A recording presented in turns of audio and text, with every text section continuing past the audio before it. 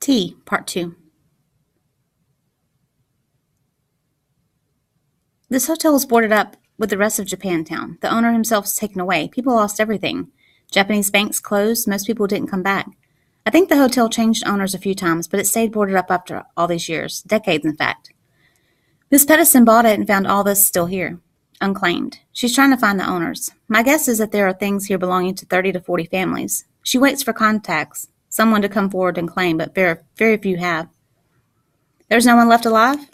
40 years is a long time, Henry explained. People have moved on, or passed on, I'm afraid. They looked at the stacks of luggage in silence. Samantha touched the thick cloak of dust on the cracked leather steamer trunk. Pops, this is fascinating, but why are you showing us this? Marty still looked a little confused, eyeing the rows of boxes piled at the ceiling. Is this what you really brought us here for?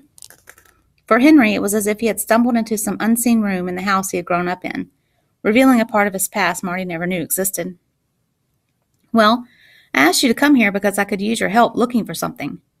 Henry looked at Marty, seeing the dim ceiling lights flicker in his son's eyes. Let me guess, an old forgotten Oscar Holden record? One that supposedly doesn't exist anymore?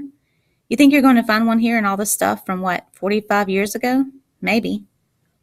I didn't know Oscar Holden made an album, Samantha said. That's been Pop's holy grail. Rumor is they printed a handful back in the 40s, but none survive today, Marty explained. Some people don't even believe it ever actually existed, because when Oscar died, he was so old even he didn't remember recording it. Just some of his bandmates, and of course Pop's here. I bought it. I know it existed, Henry interrupted. But my parents' old Victrola wouldn't play it. So where is it now, the one you bought? Samantha asked, prying the lid off an old hat box, wrinkling her nose at the musty smell. Oh, I gave it away. Long time ago, I never even listened to it. That's so sad, she said. Henry just shrugged. So you think one might be in here, among all these boxes? One might have survived all these years? That's what I'm here to find out, Henry said. And if so, who did it belong to? Marty interrupted, wondering. Someone you knew, Pops? Someone your old man didn't want you to hang out with at the wrong side of town? Maybe, Henry offered. Find it and I'll tell you. Marty looked at his father, at the mountain of boxes, crates, trunks, and suitcases.